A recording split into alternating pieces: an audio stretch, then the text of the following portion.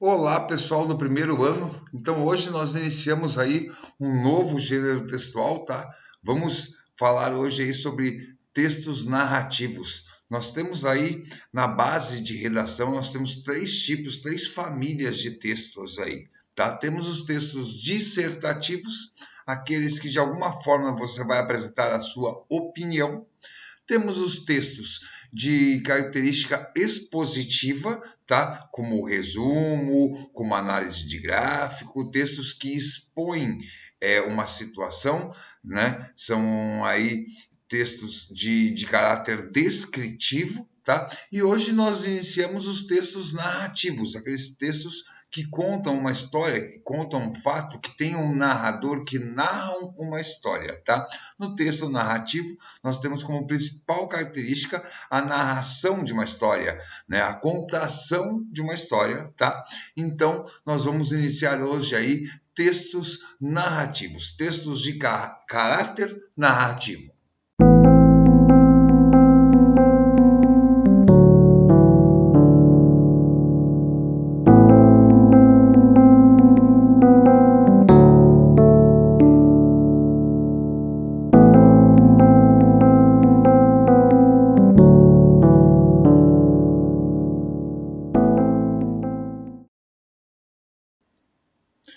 Nessa primeira parte, vamos analisar três pontos importantíssimos aí para o estudo de qualquer gênero textual, tá? Nesse caso, a narração, o texto narrativo.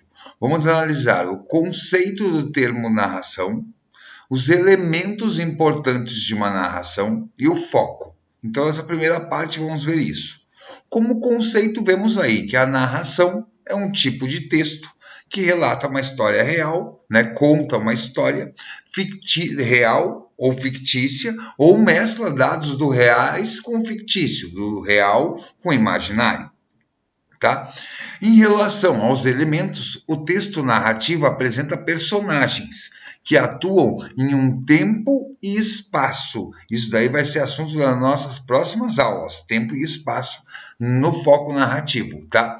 E esse tempo e espaço são organizados por uma narração feitas por um narrador. E aí que nós vamos para a parte mais importante aí, o foco narrativo, que falaremos bastante nesta aula ainda, que o foco narrativo é o quê? Que tudo na narrativa, tudo nesse gênero textual, depende do narrador, da voz que conta a história. Aí nós vamos ver que existem alguns tipos de vozes diferentes, tá?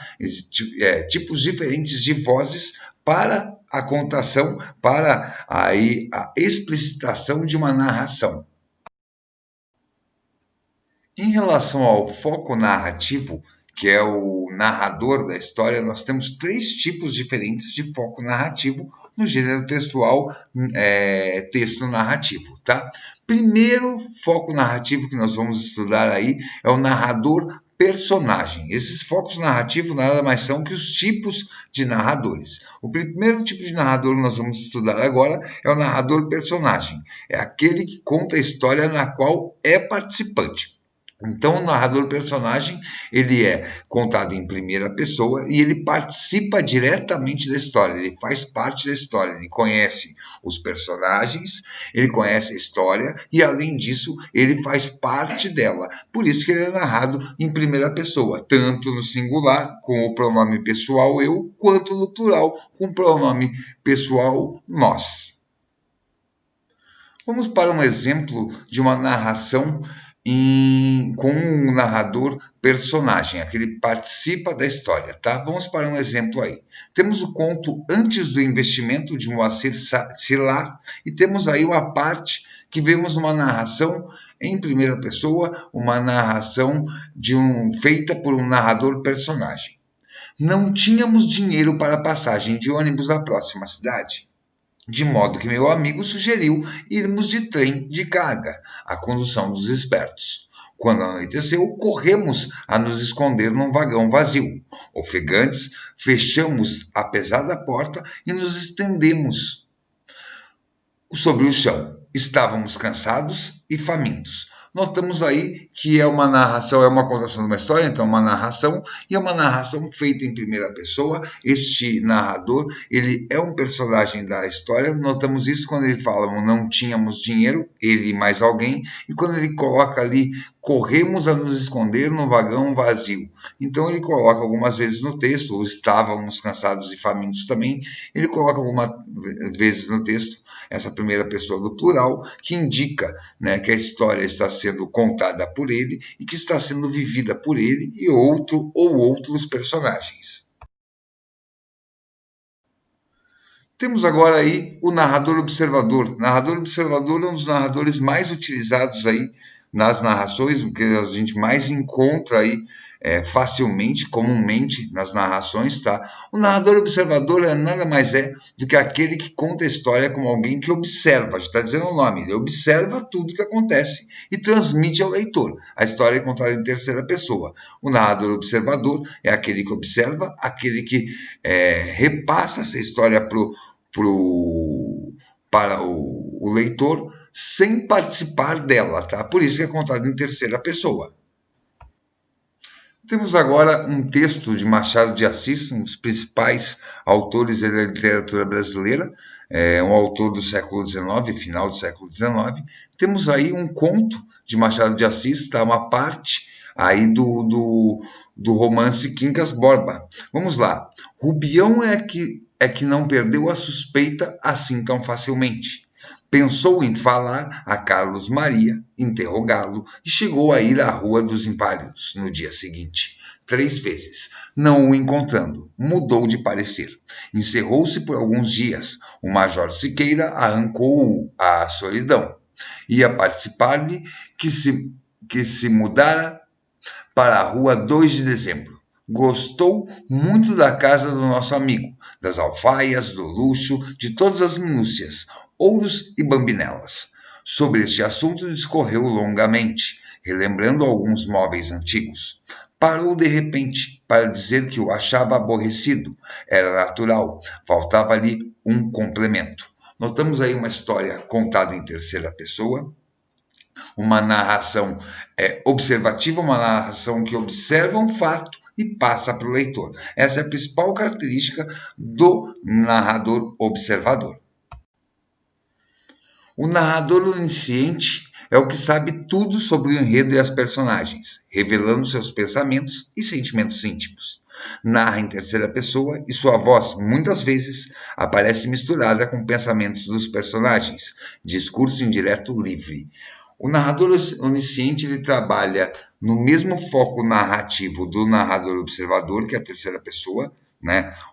A função dele é contar uma história para o leitor, passar essa história para nós leitores, porém ele faz de uma forma diferente do narrador observador. O narrador observador só te conta a história. Já o narrador onisciente, ele te conta a história te mostrando detalhes dos personagens, como seus pensamentos, detalhes do enredo, tá? Então ele mostra um conhecimento sobre a história, sobre o enredo e principalmente sobre as personagens muito detalhado, tá? A voz do narrador, ela é misturada aí, ela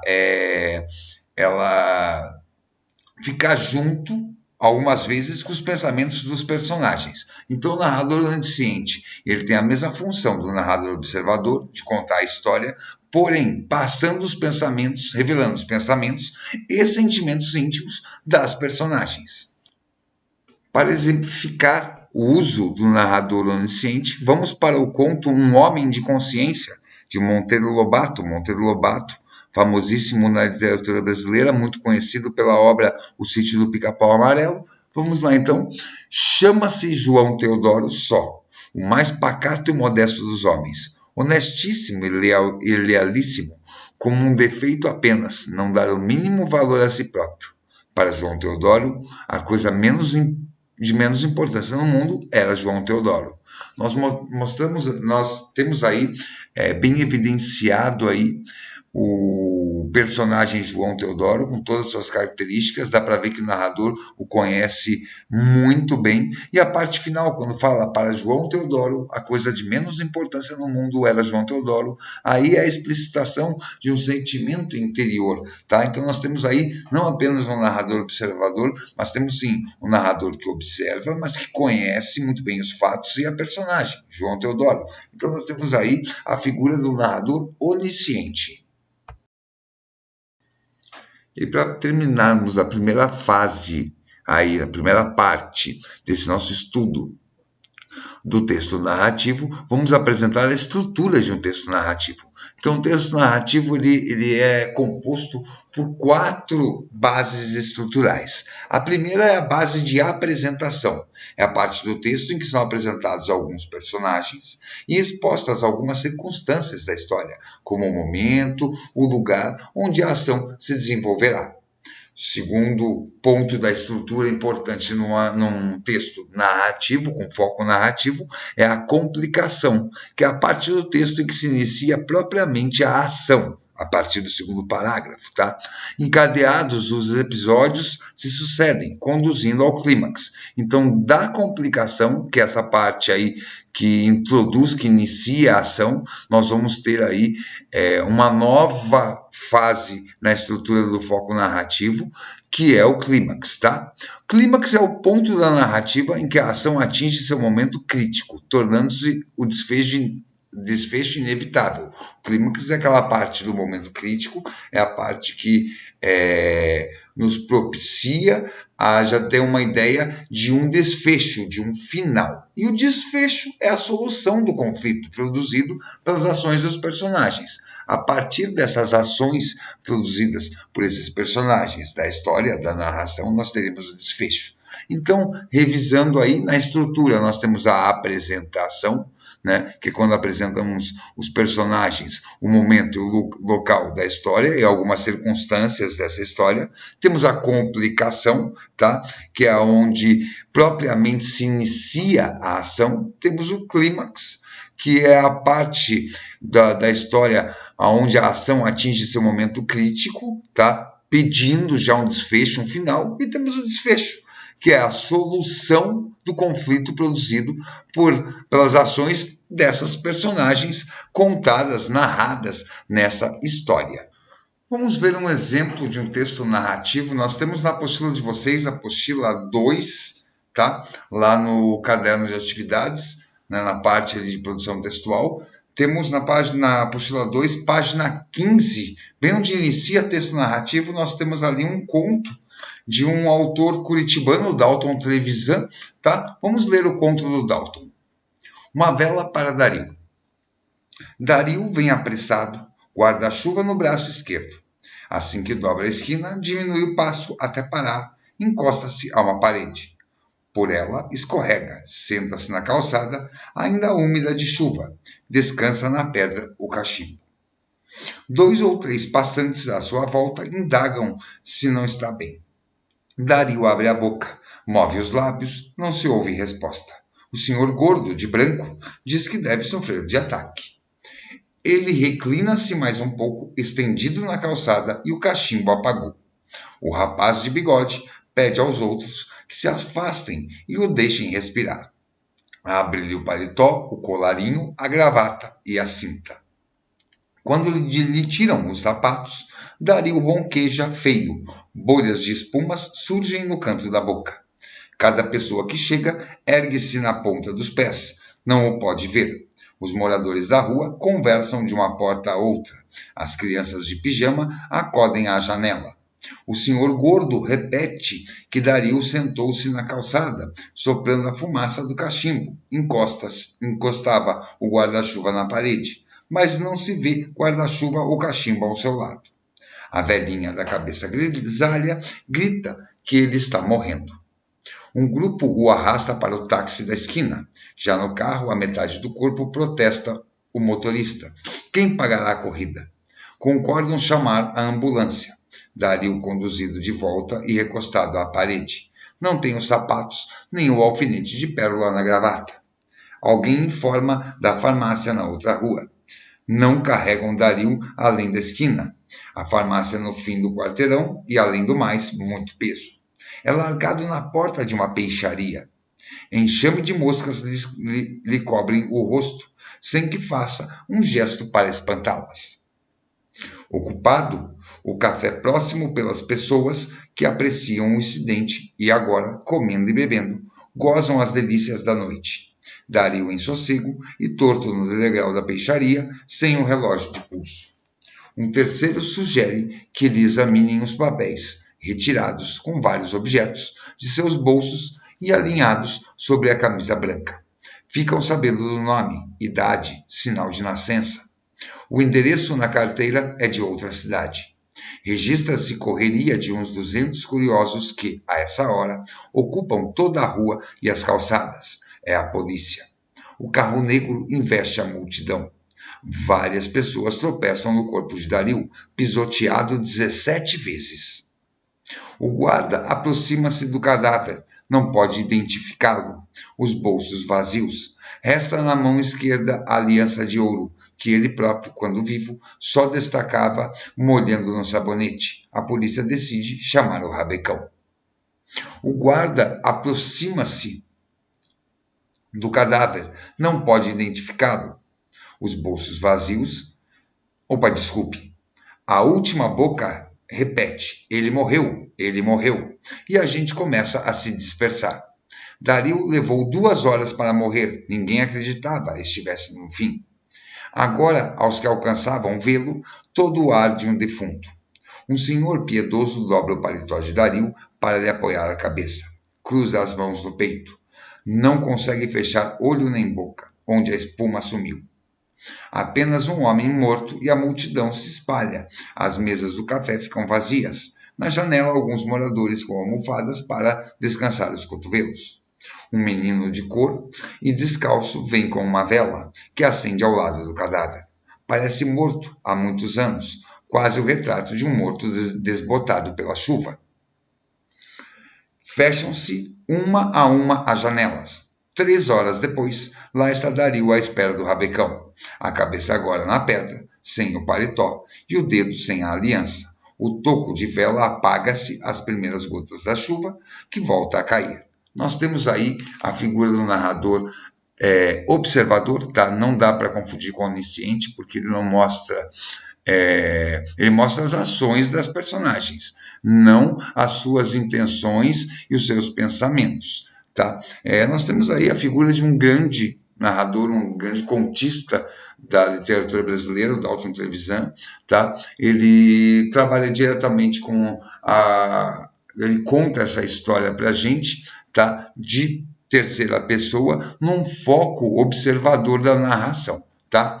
Pessoal, para esta semana, vocês vão ficar com a redação para fazer para essa semana, que é a segunda redação do bimestre. Eu peço para toda a redação, como eu falei na aula passada, fazer a anotação de data. Então, essa redação de hoje, do dia 3, tá? Nós vamos fazer aí na página 24, a proposta que tem o tema 3, lá em cima da página 24, tá? Eu vou ler para vocês. Tema 3. A foto, feita pelo fotógrafo amador Haruru Ohara, 1909-1999, registra a presença de 2 crianças brincando em uma área rural. A menina empunha uma sombrinha e o garoto usa chapéu, o que sugere um dia de sol. As crianças não têm brinquedos e se divertem com o que encontram naquele momento. O garoto segura com firmeza a escada, demonstrando zelo e cuidado com a companheira de diversão. Essa primeira parte é descrevendo a imagem que tem do lado, tá?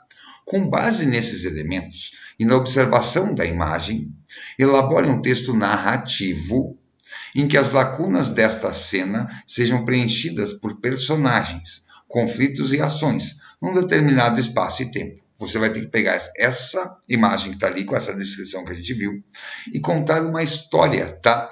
Colocando as personagens, elaborando um texto narrativo, tá? E que tenha a continuação dessas cenas, tá? Que você preenche essa história. Então, esse texto você deve fazer com o mínimo de 10 linhas, o máximo de 15 linhas. Então, reformulando aí, a redação da semana de vocês, que é a redação 2, datada do dia 3/6 de 2020, tem ali na página 24 o tema 3, que você vai ter que pegar aquela imagem com esse texto descritivo e fazer uma narração preenchendo as lacunas aí desta imagem, de 10 a 15 linhas. Nós temos ali no planejamento, entendendo a proposta e no planejamento, nós temos um total ali de 4 bases de perguntas, cada uma com 2, 3. É bom vocês fazerem esse planejamento, tá, pessoal? A partir desse planejamento, vocês podem fazer melhor o texto de vocês. Então, fica aí o tema 3, da página 24, da apostila 2, para a proposta de redação 2, do dia 3/6. Tá bom? Uma ótima semana a todos, um grande abraço, valeu, tchau!